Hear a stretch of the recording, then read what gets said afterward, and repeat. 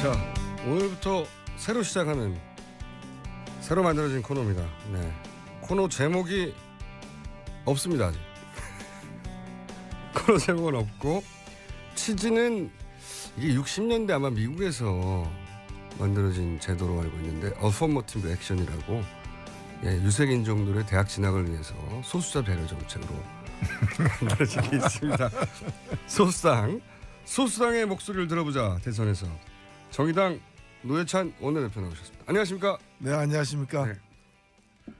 제목 마음에 드십니까? 아직 제목은 없는데 그런 취지. 자, 취지 마음에 드십니까? 정신적 다수당. 정신적 다수당. 원내 소수지만 정신적 다수당. 예, 근데 저희가 그 의석은 2%를 점유하고 있지만 지지는 7.3%를 받았고 국고보조금도 그 비슷하게 받고 있어요. 그래서 선거제도만 바뀌면은 얼마든지 저희들 원내 교섭단체를 이룰 준비가 돼 있는. 정당 지지율이 얼마였다고 지난 총선에서? 지난 총선은 정당 지지율 7.3%. 7.3%. 그러면은 그걸 300석으로 계산하면은 21석이 나오죠. 무려. 이야. 그래서 선거구제를 바꿔야 된다고 계속 주장하고 계시죠. 예. 그 얘기는 다음에 하고요. 정상화하자는 뜻이죠. 예. 근데 이제 정권이 바뀌면 그렇게 될 가능성도 있어요, 꽤 보니까.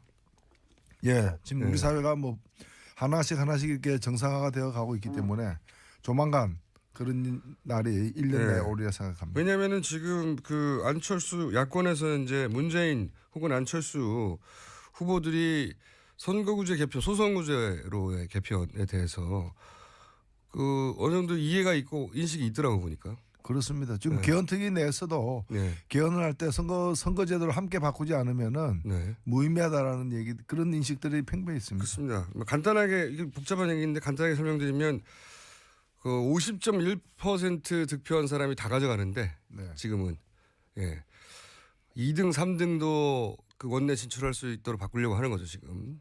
그러니까 자기가 받은 지지율만큼 그렇죠. 한마디로 말하면. 거죠. 자,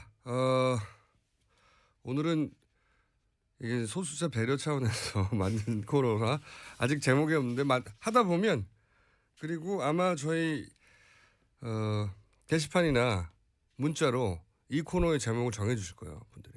공모합니다. 공모. 저희가 만들었는데 만들다가 그러지 말고 취지만 설명하고 노회찬 대표님의 말씀을 듣고 사람들이 제목을 정해 줄 것이다. 예. 그냥 가자. 기대하겠습니다. 네. 이제 잘 못하면 코너도 없어지는 거고요. 예. 사람이 태어날 때도 그 이름을 태어난 데 이름을 짓죠 보통. 태어나면서 나는 누굽니다 이렇게 얘기하는 사람은 없습니다. 부모들이 지어주죠. 부모들이 미리. 지어주는데 그 이름이 붙는 거는 이제 사람이 태어나야 붙는 거죠.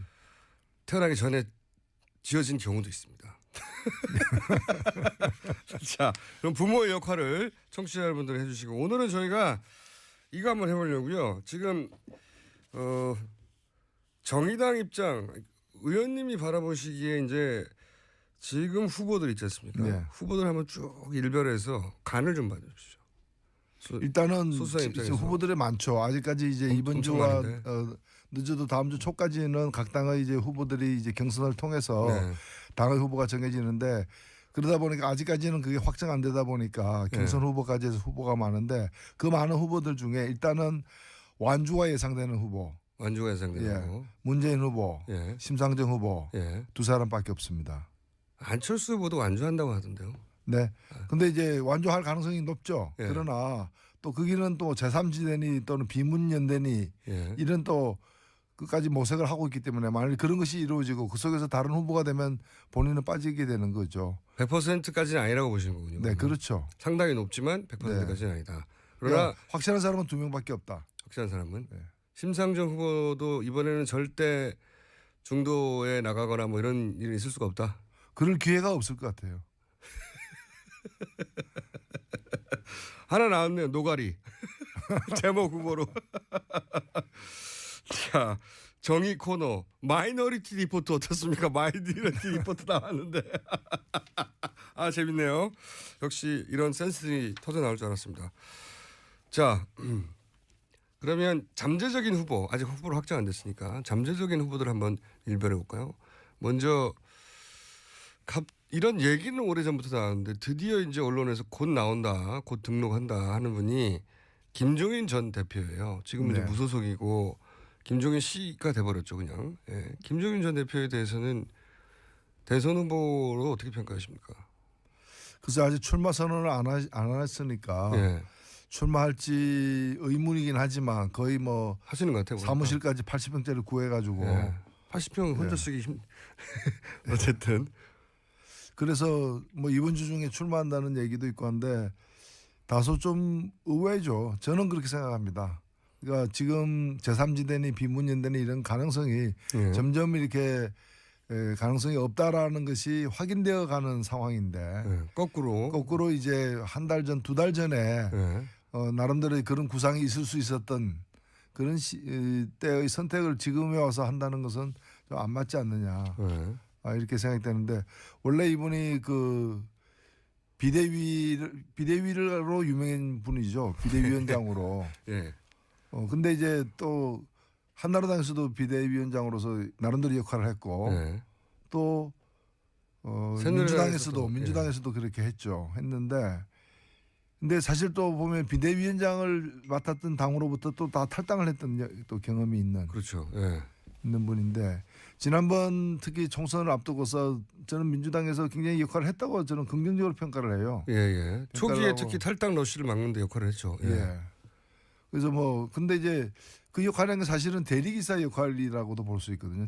대리기사를 폄하하는 게 아니라 실제 역할이 원래 그 차를 몰던 사람들이 그 차를 몰기가 힘든 상황에서 대신 몰면서 성공적으로 이렇게 여기서 여기까지 가죠. 이런 거죠. 가는데 지금 이제 이게 지금 그때도 보면 그 막판에 가면은 이제 대리기사이기 때문에 자기가 목적지까지 가면 되는 거 아니냐 본인은 그렇게 생각했고 차에 탄 사람들은 왜 대리기사인데 차 오나처럼 이렇게 행세하느냐 왜 마음대로 가려 그러느냐 뭐 그런 얘기 이러면서 뭐 내리느니 마느니 뭐 그것도 고속도로에서 이제 뭐 나 이제 이러면 안 해 뭐 내려 뭐 이러다가 이제 결국에는 탈당까지 이제 하게 됐는데 지금은 본인이 직접 이제 또 대리기사가 이제 렌트카를 하겠다 뭐 이렇게 차를 직접 이제 그렇죠. 자기 차를 갖다 몰겠다. 오나 드라이빙을 하겠다. 오나 드라이브처럼 이게 하겠다는 건데 제가 볼 때는 그 제3지대에 그 지금 제3지대로 갈 가능성이 있는 사람들은 많은데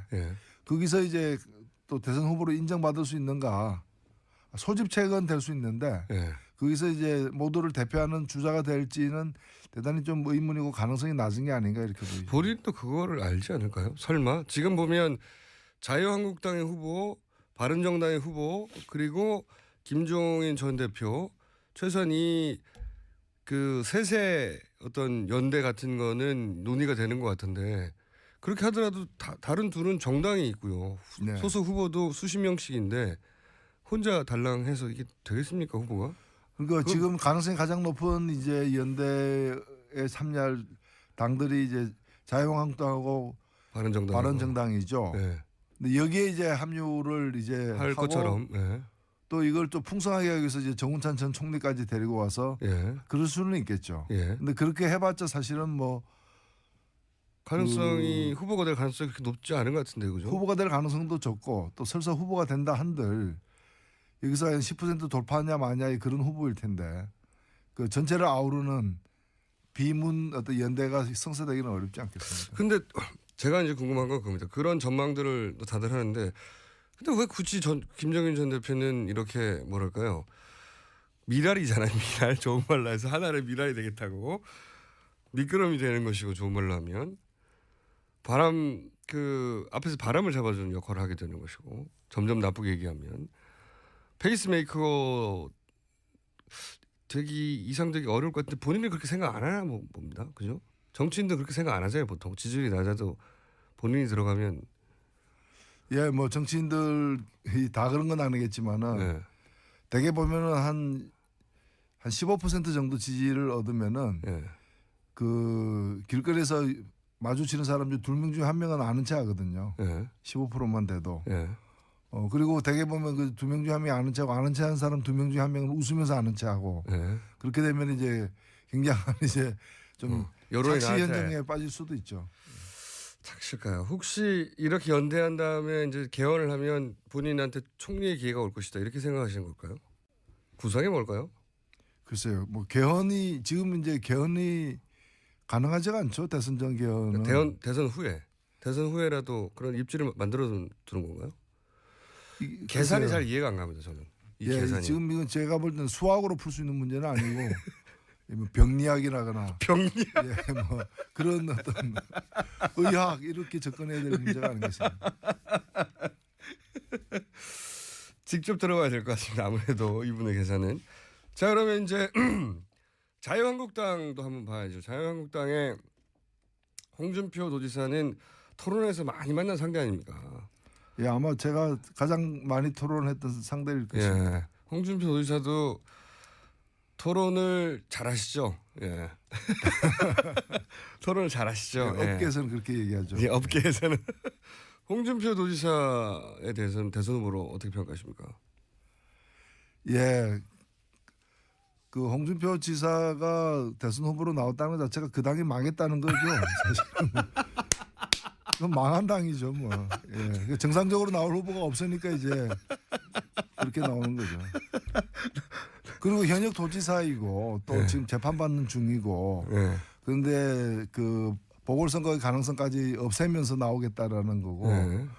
그러니까 지금 도민에 대해서 도리도 아니라고 생각됩니다. 그리고 경상남도 도민들은 그 무상급식 철폐한 문제라거나 네. 여러 가지 진주의료원을 폐지한 문제라 등등 해가지고 경남의 수치로 생각하고 있습니다. 그것도 그거를 지지하는 보수적인 유권자도 있긴 있습니다. 물론 경남에. 뭐 과거보다는 많이 적죠. 예. 홍준표 도지사의 경쟁력은 어디에 있다고 보십니까? 어쨌든 경쟁력이 있으니까 많은 분들 중에 자유한국당에서 유력 후보 구도로 지금 부상한 거 아니겠습니까? 그 상대적 경쟁력인데 예. 그 지금 정상적인 후보가 없지 않습니까? 예. 말을 너무 막 하시네. 노회찬의 막말 이런 코너로 아니 막말이 아니라 어제는 뭐그 사실 많은 유력 후보들이 사라졌죠 중간에. 그렇죠. 네. 그리고 그게 지금 어찌 보면 박근혜 대통령이 지금 자유한국당 당원입니다. 맞습니다. 아직도 예, 출당이 안 됐어요. 그 당원이 일국의 대통령으로서 탄핵을 당했고요. 이제 구속영장이 청구가 된 사람입니다. 네. 그러면은 자유한국당은 국민들에게 죄송할 뿐이다. 입이 있어도 할 말이 없다. 네. 이런 식으로 엎드려서 석고대죄를 해야 될 당인데 우리가 집권하겠습니다라고 나서는 것 자체가 그게 정상적인 지금 사고 체계, 좀 정상적인 생리작용이 작동되는 상황이 아니라는 거는. 예. 그 다른 당은 몰라도 이 당만큼은 후보를 내면 안 되는 그 국민에 대한 도리죠 그게.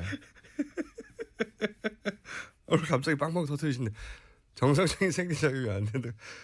노모씨 어떻습니까? 노모씨 자비라는 없다. 노회찬의 노모씨. 그러면 홍준표 후보 개인의 경쟁력 대선 후보가 아니라 의원으로서 많이 토론에 방송에서 많이 만나셨잖아요. 진짜. 예, 많이 했죠. 예. 서로 많이 다투셨잖아요. 예. 예. 그때 그 후보로서 그 의원 개인의 자질로는 어떻게 보십니까? 아니요, 저는 뭐 국회의원으로서는 예, 국회의원으로서는 충분히 있을 수 있다 예. 생각되고 나름대로 뭐 역할을 갖다가 한 적은 없지만 역할을 할 수도 있다.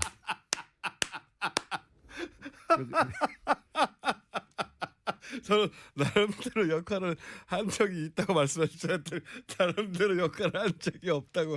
한 적은 없지만 할 수는 있지 않겠느냐. 뭐 그렇게 생각하는데 글쎄요. 지금 이런 비정상적인 상황이니까 정상적인 후보가 안 나오는 상황이니까 이제 뭐 김진태 후보라거나 홍준표 후보는 이런 분들이 이제 나오는 상황이고 그만큼 지금 그 자유한국당이 예.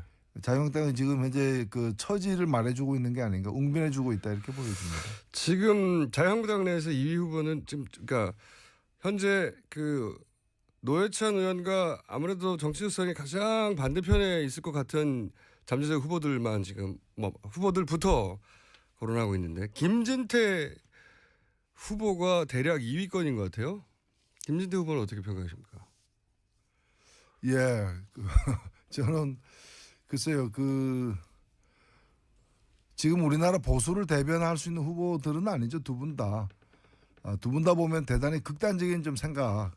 뭐 한반도의 전술핵을 가지고 와야 된다거나 지금 김지태 의원 그 후보 같은 경우에는 지금 법사위 지금 간사인데 예. 자유한국당 간사인데 뭐 재벌 옹호하고 그다음에 온갖 개혁 입법 막는데 천병 역할을 하고 있습니다. 사실은.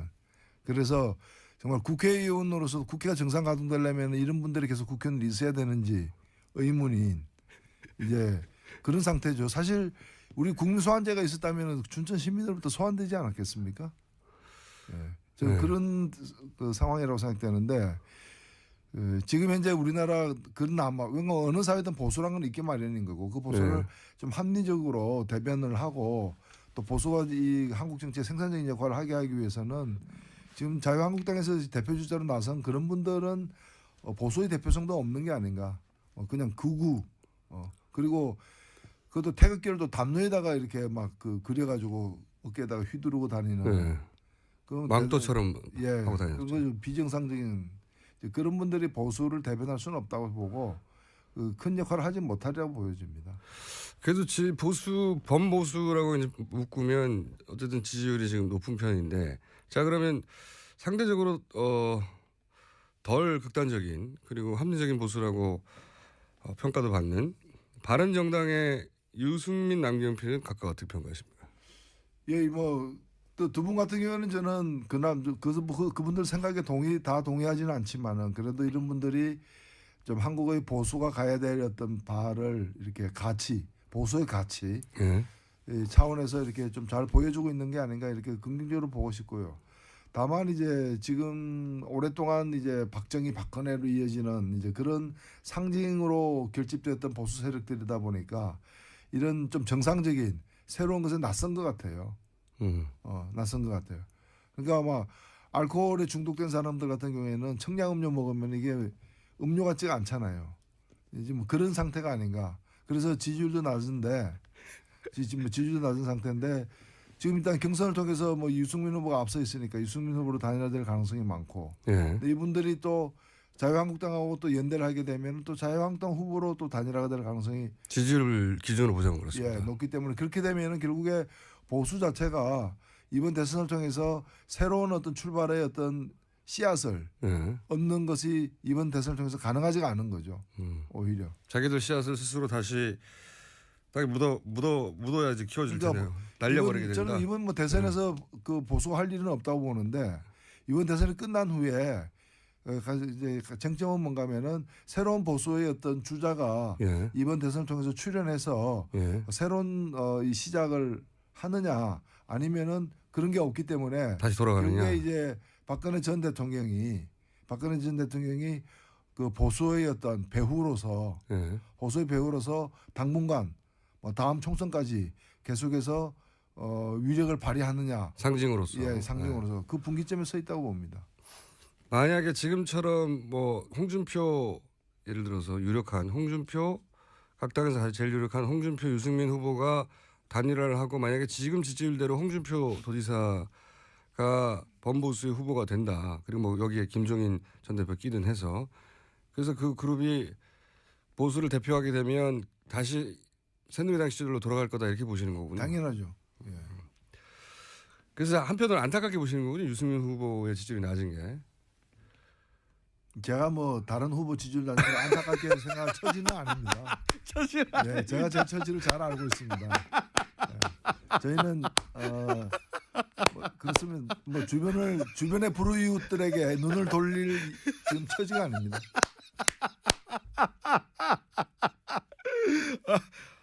제가 의원님하고 참 방송도 많이 하고 인터뷰도 많이 했는데 오늘 제일 빵빵 터지는 것 같습니다. 네, 뭐. 이제는 후보도 아니고 후보는 심상중 후보 따로 있고 저는 자유인입니다.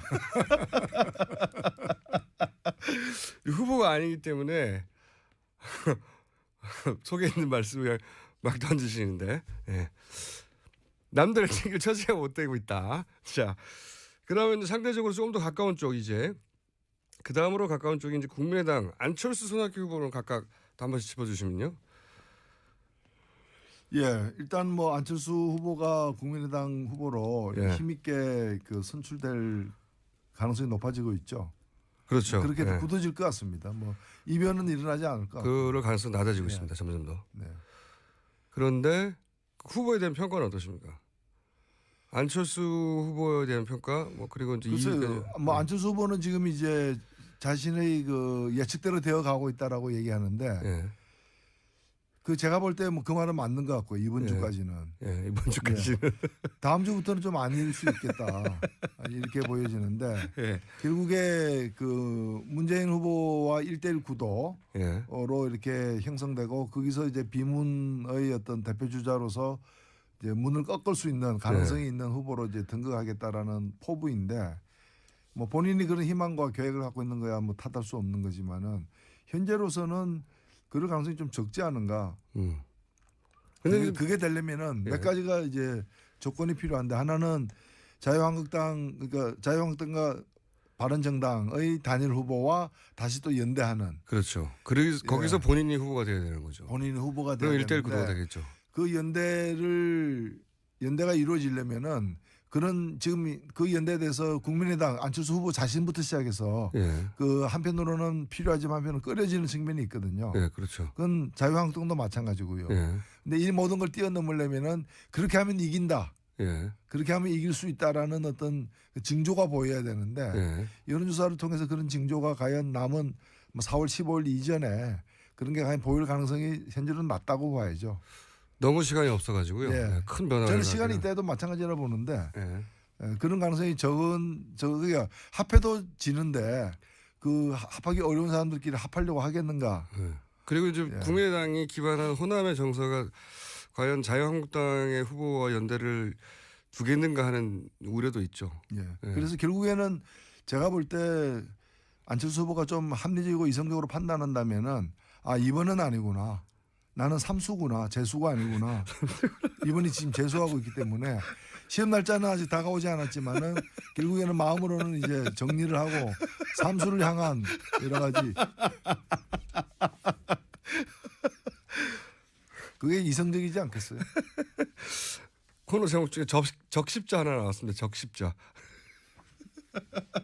적십자. 저희가 대선 후보들이 출연했을 때 정도의 문자가 지금 나오고 있습니다. 대선 후보 나와야지 이렇게 쏟아지거든요. 근데 대선 후보도 아닌 자유인이 대신 노회찬 의원 등장하시고 문자가 아주 폭주하고 있습니다. 불우이웃 돕기라는 거죠. 적십자는. 거기서 연결된 겁니다. 불우이웃을 도울 처지가 안 되는데 그래도 불우이웃을 도우라고 적십자 코너명 주신 분도 있고. 자, 그래도 손학규 후보도 한마디 하고 가셔야죠. 뭐 안타깝죠 저는. 안타깝죠. 저 개인적으로도 좀 잘 아는 분이고, 또 제가 뭐 근데 그 사실은 헌법이 고쳐지지 않는 한 출마하지 않겠다. 헌법을 고쳐서 제7공화국 시대가 출범해야 된다. 사실 제7공화국이라는 용어는 제가 제일 먼저 썼던. 맞습니다. 과거에 이제 그런데 오래됐죠. 뭐 그 저작권이 중요한 게 아니라 헌법이 고쳐지고 새로운 체제가 출발하지 않으면 안 한다는 얘기는 이번 대선에는 출마 안 한다는 말씀이었는데. 그렇죠. 근데 출마를 했다는 거죠. 저는 애초에 그 어떤 선언, 약속이 지켜졌어야 했다. 그 산에서 안 내려왔어야 됐다. 산에서 안 내려왔어. 뭐 그러면 그분이 또 나름대로 대선이 아니더라도 우리 정치 발전에 기여할 수 있는 그런 기회가 있을 수도 있지 않느냐. 좀 안타깝습니다. 이번 계속 그 경선에 출마하셔가지고 지난번에도 출마하셨고 이번에도 출마하셨고 2등 전문이세요 지금 계속. 그것도 유지하기 쉽지 않죠. 맞습니다. 계속 2등은 하고 계신데 자 시간이 거의 다 되는데 일단 민주당 후보가 많지만 간단하게 한 번씩 짚어주시면요. 세 문제. 저는 뭐 아직 경선이 안 끝났기 때문에 제가 쉽게 언급할 건 아니지만 이틀에 다 쉽게 언급하셨어요. 아니 저는 뭐 문재인 후보가 인복이 있다. 인복이 있다. 왜 그렇게 보십니까?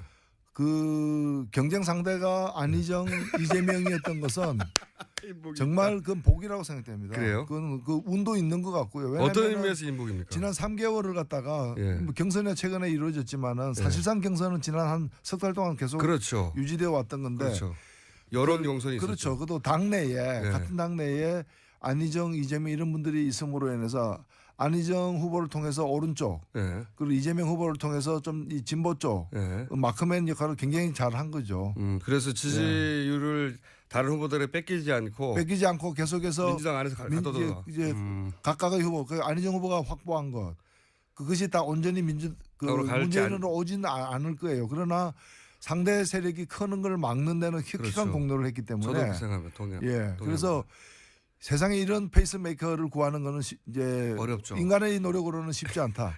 이건 하늘이 준 거다. 그래서 저는 이게 부럽기도 하고 이거는 인복이라고밖에 설명이 안 됩니다. 그렇게 평가하시는군요. 복이 있다. 그렇죠. 이거는 본인의 능력을 넘어서는 복이 있다. 그렇죠. 이거는 이미 그러니까 이거는 뭐 사회과학의 대상을 넘어선 거죠. 이건 어디서 염력이나 뭐 기상학, 천문지리학 뭐 이런 거죠. 저희 역대 코너 중에 가장 빵빵 터지는 첫 순서였습니다. 저희 제작진 기립박수 치고 있지 않습니까? 자, 그러나 제목은 정해지지 않았고 오늘 문자 보내주시는 분들 저희 다 캡처해가지고 문자를 거기서 후보를 골라서 다음 주에 후보를 드릴 테니까 그때 하나 골라주십시오. 예. 네, 지금까지 코너 제목도 없는 코너의 노회찬 의원이었습니다. 감사합니다. 네, 고맙습니다. 자, 오늘부터 새로 시작하는 새로 만들어진 코너입니다. 네, 코너 제목이 없습니다. 아직. 코너 제목은 없고 취지는 이게 60년대 아마 미국에서 만들어진 제도로 알고 있는데 어퍼머티브 액션이라고 유색 인종들의 대학 진학을 위해서 소수자 배려 정책으로 만들어진 게 있습니다. 소수당의 목소리를 들어보자. 대선에서 정의당 노회찬 원내대표 나오셨습니다. 안녕하십니까? 네, 안녕하십니까? 네. 제목 마음에 드십니까? 아직 제목은 없는데 그런 취지 마음에 드십니까? 정신적 다수당. 정신적 다수당. 원내 소수지만 정신적 다수당. 예, 근데 저희가 그 의석은 2%를 점유하고 있지만 지지는 7.3%를 받았고 국고보조금도 그 비슷하게 받고 있어요. 그래서 선거제도만 바뀌면은 얼마든지 저희들 원내 교섭단체를 이룰 준비가 돼 있는. 정당 지지율이 얼마였다고 지난 총선에서? 지난 총선 정당 지지율 7.3%. 7.3%. 그러면은 그걸 300석으로 계산하면은 21석이 나오죠. 무려. 이야. 그래서 선거구제를 바꿔야 된다고 계속 주장하고 계시죠. 예, 그 얘기는 다음에 하고요. 정상화하자는 뜻이죠. 예. 근데 이제 정권이 바뀌면 그렇게 될 가능성도 있어요, 꽤 보니까. 예, 지금 우리 사회가 뭐 하나씩 이렇게 정상화가 되어 가고 있기 때문에 조만간 그런 날이 1년 내에 오리라 생각합니다. 왜냐하면은 지금 그 안철수 야권에서 이제 문재인 혹은 안철수 후보들이 선거구제 개편, 소선구제로의 개편에 대해서 그 어느 정도 이해가 있고 인식이 있더라고 보니까. 그렇습니다. 지금 개헌특위 내에서도 개헌을 할 때 선거제도를 함께 바꾸지 않으면은 무의미하다라는 얘기 그런 인식들이 팽배해 있습니다. 그렇습니다. 간단하게 이게 복잡한 얘기인데 간단하게 설명드리면 그 50.1% 득표한 사람이 다 가져가는데 지금은 2등, 3등도 그 원내 진출할 수 있도록 바꾸려고 하는 거죠 지금. 그러니까 자기가 받은 지지율만큼 그렇죠. 한마디로 말하면. 자, 오늘은 이게 소수자 배려 차원에서 만든 코너가 아직 제목이 없는데 하다 보면 그리고 아마 저희 게시판이나 문자로 이 코너의 제목을 정해주실 거예요, 분들이. 공모합니다, 공모. 저희가 만들었는데 만들다가 그러지 말고 취지만 설명하고 노회찬 대표님의 말씀을 듣고 사람들이 제목을 정해줄 것이다. 네. 그냥 가자. 기대하겠습니다. 네. 이제 잘 못하면 코너도 없어지는 거고요. 예. 사람이 태어날 때도 그 이름을 태어난 데 이름을 짓죠 보통. 태어나면서 나는 누굽니다 이렇게 얘기하는 사람은 없습니다. 부모들이 지어주죠. 부모들이 미리. 지어주는데 그 이름이 붙는 거는 이제 사람이 태어나야 붙는 거죠. 태어나기 전에 지어진 경우도 있습니다. 자, 그럼 부모의 역할을 청취자 여러분들 해주시고 오늘은 저희가 이거 한번 해보려고요. 지금 정의당 입장 의원님이 바라보시기에 이제 지금 후보들 있지 않습니까? 네. 후보들 한번 쭉 일별해서 간을 좀 봐주십시오. 일단은 후보들이 많죠. 아직까지 이제 이번 주와 늦어도 다음 주 초까지는 각 당의 이제 후보들이 이제 경선을 통해서 네.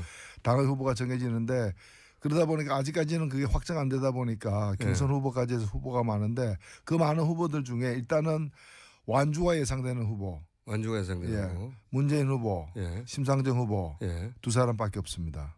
안철수 후보도 완주한다고 하던데요. 네. 근데 이제 완주할 가능성이 높죠. 그러나 또 거기는 또 제3지대니 또는 비문연대니 이런 또 끝까지 모색을 하고 있기 때문에 만일 그런 것이 이루어지고 그 속에서 다른 후보가 되면 본인은 빠지게 되는 거죠. 100%까지는 아니라고 보시는 거군요. 네, 그렇죠. 상당히 높지만 100%까지는 아니다. 그러나 확실한 사람은 2명밖에 없다. 확실한 사람은 심상정 후보도 이번에는 비문 어떤 연대가 성사되기는 어렵지 않겠습니까? 근데 제가 이제 궁금한 건 그겁니다. 그런 전망들을 다들 하는데 근데 왜 굳이 김정인 전 대표는 이렇게 뭐랄까요? 미랄이잖아요. 미랄. 좋은 말로 해서 하나의 미랄이 되겠다고. 미끄럼이 되는 것이고 좋은 말로 하면 앞에서 바람을 잡아주는 역할을 하게 되는 것이고 점점 나쁘게 얘기하면 페이스메이커 이상되기 어려울 것 같은데 본인이 그렇게 생각 안 하나 봅니다. 그죠? 정치인도 그렇게 생각 안 하잖아요. 보통 지지율이 낮아도 본인이 들어가면 뭐 정치인들이 다 그런 건 아니겠지만은 대개 보면은 한 15% 정도 지지를 얻으면은 그 길거리에서 마주치는 사람 중 2명 중에 1명은 아는 체 하거든요. 15%만 돼도. 그리고 대개 보면 그 2명 중에 1명이 아는 체하고 아는 체 하는 사람 2명 중에 1명은 웃으면서 아는 체 하고 그렇게 되면 이제 굉장한 이제 좀 착시 현상에 빠질 수도 있죠. 착실까요? 혹시 이렇게 연대한 다음에 이제 개헌을 하면 본인한테 총리의 기회가 올 것이다 이렇게 생각하시는 걸까요? 구상이 뭘까요? 글쎄요. 뭐 개헌이 지금 이제 개헌이 가능하지가 않죠. 대선 전 개헌은. 대선 후에라도 그런 입지를 만들어 두는 건가요? 계산이 잘 이해가 안 갑니다. 저는 이 계산이. 지금 이건 제가 볼 때는 수학으로 풀 수 있는 문제는 아니고 뭐 병리학이라거나 뭐 그런 어떤 의학 이렇게 접근해야 될 문제가 아니겠습니까? 직접 들어가야 될 것 같습니다. 아무래도 이분의 계산은. 자 그러면 이제 자유한국당도 한번 봐야죠. 자유한국당의 홍준표 도지사는 토론에서 많이 만난 상대 아닙니까? 아마 제가 가장 많이 토론했던 상대일 것입니다. 홍준표 도지사도 토론을 잘하시죠. 토론을 잘하시죠. 업계에서는 그렇게 얘기하죠. 업계에서는 홍준표 도지사에 대해서는 대선 후보로 어떻게 평가하십니까? 그 홍준표 지사가 대선 후보로 나왔다는 것 자체가 그 당이 망했다는 거죠. 사실은. 그건 망한 당이죠, 뭐. 정상적으로 나올 후보가 없으니까 이제 그렇게 나오는 거죠. 그리고 현역 도지사이고 또 지금 재판받는 중이고 그런데 그 보궐선거의 가능성까지 없애면서 나오겠다라는 거고 그러니까 지금 도민에 대해서 도리도 아니라고 생각됩니다. 그리고 경상남도 도민들은 그 무상급식 철폐한 문제라거나 여러 가지 진주의료원을 폐지한 문제라 등등 해가지고 경남의 수치로 생각하고 있습니다. 그것도 그거를 지지하는 보수적인 유권자도 있긴 있습니다. 물론 경남에. 뭐 과거보다는 많이 적죠.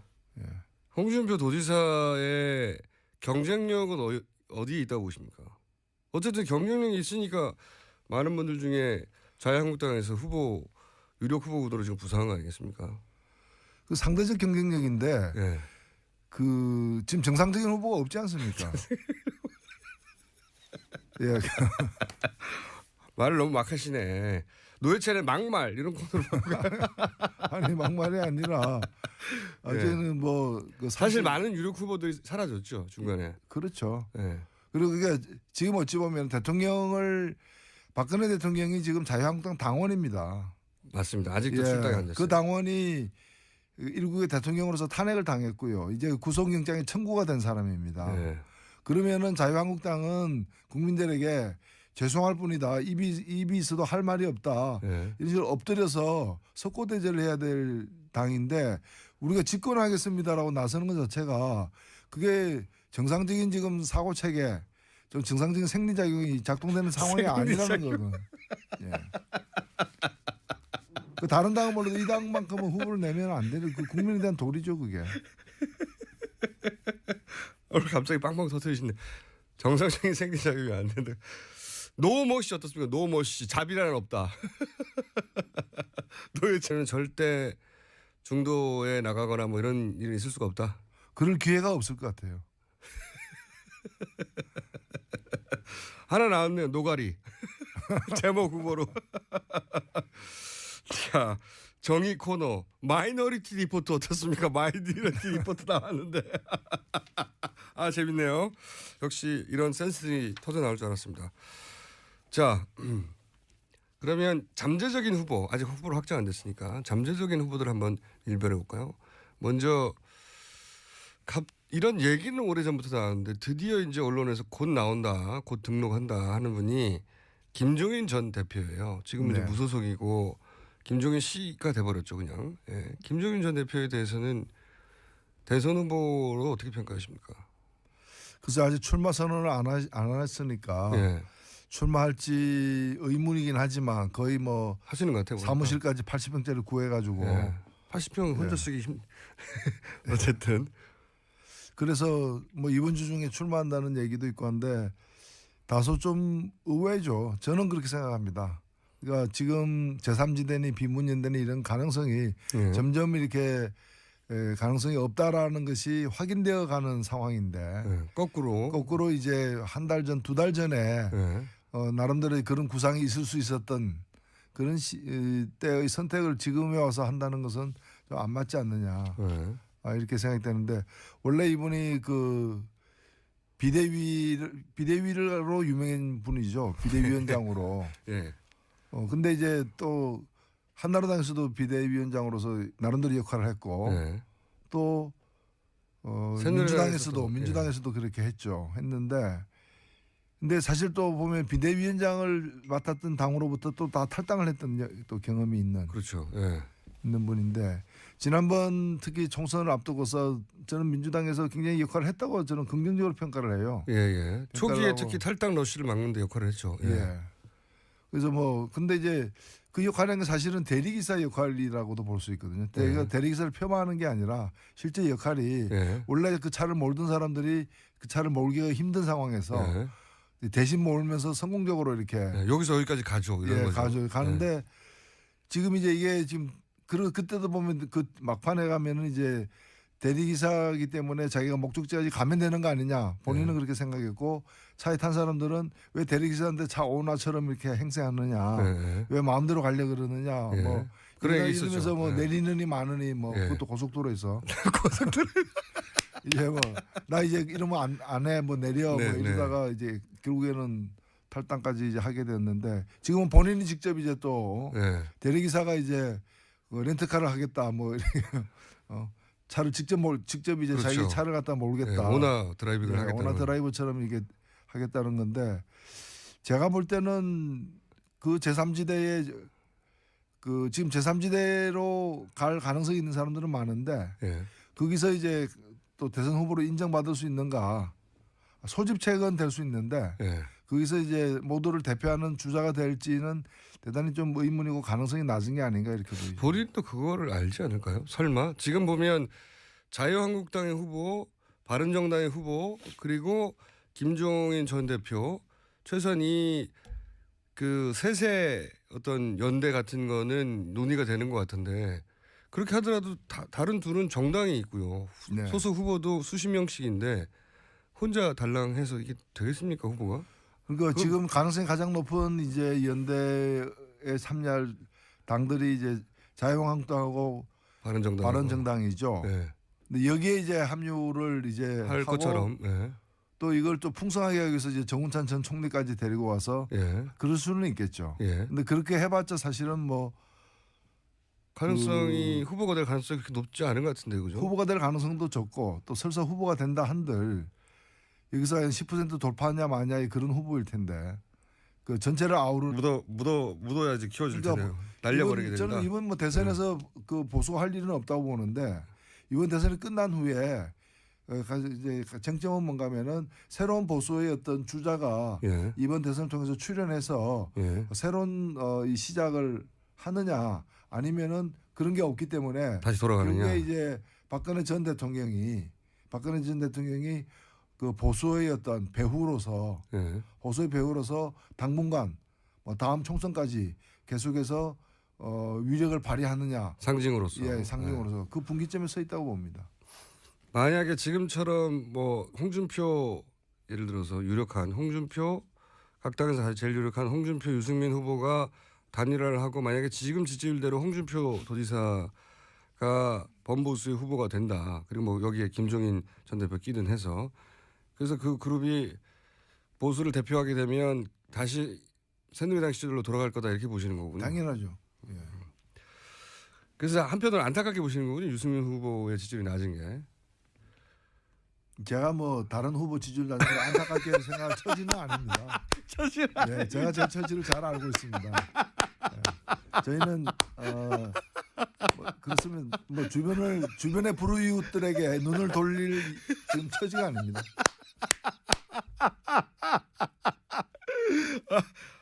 제가 의원님하고 참 방송도 많이 하고 인터뷰도 많이 했는데 오늘 제일 빵빵 터지는 것 같습니다. 네, 뭐. 이제는 후보도 아니고 후보는 심상중 후보 따로 있고. 저는 자유인입니다. 후보가 아니기 때문에 속에 있는 말씀을 막 던지시는데 예. 남들을 챙길 처지가 못 되고 있다. 자, 그러면 상대적으로 조금 더 가까운 쪽 이제 그 다음으로 가까운 쪽이 이제 국민의당 안철수 손학규 후보는 각각 한 번씩 짚어주시면요. 예, 일단 뭐 안철수 후보가 국민의당 후보로 예. 힘있게 그 선출될 가능성이 높아지고 있죠. 그렇죠. 그렇게 예. 굳어질 것 같습니다. 뭐 이변은 일어나지 않을 것 같고. 그럴 가능성이 낮아지고 예. 있습니다. 점점 더. 네. 그런데 후보에 대한 평가는 어떠십니까? 안철수 후보에 대한 평가 뭐 그리고 이제 뭐 안철수 후보는 지금 이제 자신의 그 예측대로 되어 가고 있다라고 얘기하는데 예. 그 제가 볼 때 뭐 그 말은 맞는 것 같고 이번 예. 주까지는 예, 이번 주까지는 다음 주부터는 좀 아닐 수 있겠다 이렇게 보여지는데 예. 결국에 그 문재인 후보와 1대1 구도로 예. 이렇게 형성되고 거기서 이제 비문의 어떤 대표 주자로서 이제 문을 꺾을 수 있는 가능성이 있는 후보로 이제 등극하겠다라는 포부인데 뭐 본인이 그런 희망과 계획을 갖고 있는 거야 뭐 탓할 수 없는 거지만은 현재로서는 그럴 가능성이 좀 적지 않은가.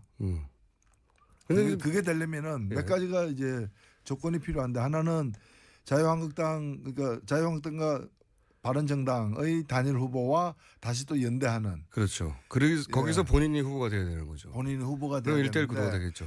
그 연대가 이루어지려면은 그런 지금 그 연대에 대해서 국민의당 안철수 후보 자신부터 시작해서 예. 그 한편으로는 필요하지만 한편은 꺼려지는 측면이 있거든요. 예, 그렇죠. 그건 자유한국당도 마찬가지고요. 예. 근데 이 모든 걸 뛰어넘으려면은 그렇게 하면 이긴다. 예. 그렇게 하면 이길 수 있다라는 어떤 징조가 보여야 되는데 예. 여론조사를 통해서 그런 징조가 과연 남은 뭐 4월 15일 이전에 그런 게 과연 보일 가능성이 현재는 낮다고 봐야죠.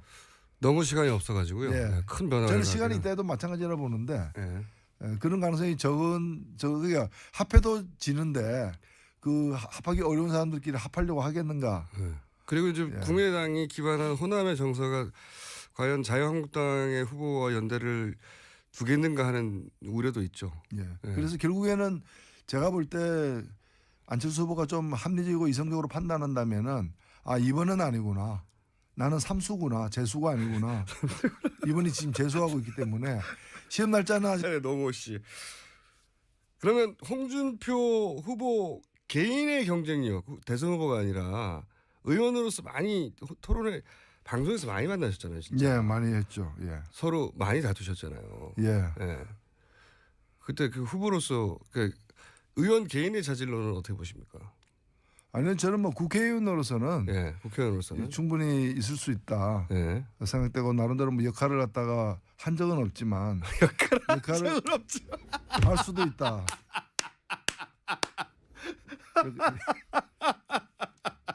저는 나름대로 역할을 한 적이 있다고 말씀하셨는데 나름대로 역할을 한 적이 없다고. 한 적은 없지만 할 수는 있지 않겠느냐. 뭐 그렇게 생각하는데 글쎄요. 지금 이런 비정상적인 상황이니까 정상적인 후보가 안 나오는 상황이니까 이제 뭐 김진태 후보라거나 홍준표 후보나 이런 분들이 이제 나오는 상황이고 그만큼 지금 그 자유한국당이 네. 자유한국당은 지금 현재 그 처지를 말해주고 있는 게 아닌가 웅변해주고 있다 이렇게 보여집니다. 지금 자유한국당 내에서 2위 후보는 지금 그러니까 현재 그 노회찬 의원과 아무래도 정치적성이 가장 반대편에 있을 것 같은 잠재적 후보들만 지금 뭐 후보들부터 거론하고 있는데 김진태 후보가 대략 2위권인 것 같아요. 김진태 후보는 어떻게 평가하십니까? 예, 저는 글쎄요, 지금 우리나라 보수를 대변할 수 있는 후보들은 아니죠. 두 분 다. 두 분 다 보면 대단히 극단적인 좀 생각. 뭐 한반도의 전술핵을 가지고 와야 된다거나 지금 김진태 의원 그 후보 같은 경우에는 지금 법사위 지금 간사인데 예. 자유한국당 간사인데 뭐 재벌 옹호하고 그다음에 온갖 개혁 입법 막는데 천병 역할을 하고 있습니다. 사실은. 그래서 정말 국회의원으로서 국회가 정상 가동되려면 이런 분들이 계속 국회의원을 있어야 되는지 의문인 이제 그런 상태죠. 사실 우리 국민 소환제가 있었다면 춘천 시민들부터 소환되지 않았겠습니까? 예.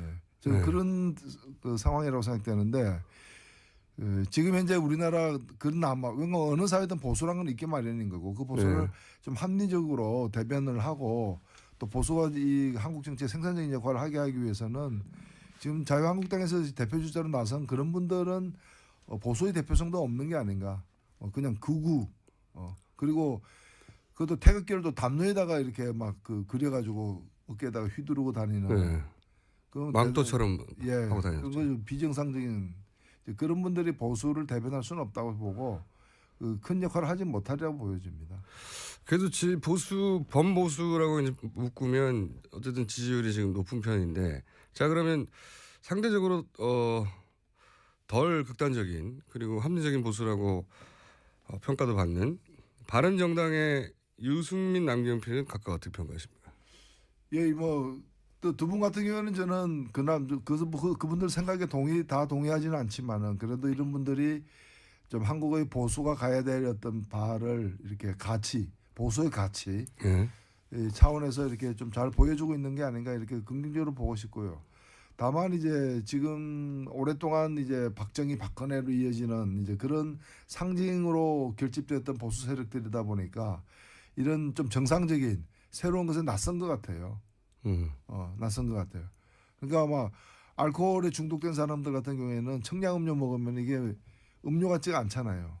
이제 뭐 그런 상태가 아닌가. 그래서 지지율도 낮은데 지지율도 낮은 상태인데 지금 일단 경선을 통해서 뭐 유승민 후보가 앞서 있으니까 유승민 후보로 단일화될 가능성이 많고 근데 이분들이 또 자유한국당하고 또 연대를 하게 되면 또 자유한국당 후보로 또 단일화가 될 가능성이 지지율 기준으로 보자면 그렇습니다. 예, 높기 때문에 그렇게 되면은 결국에 보수 자체가 이번 대선을 통해서 새로운 어떤 출발의 어떤 씨앗을 얻는 것이 이번 대선을 통해서 가능하지가 않은 거죠. 오히려 자기들 씨앗을 스스로 다시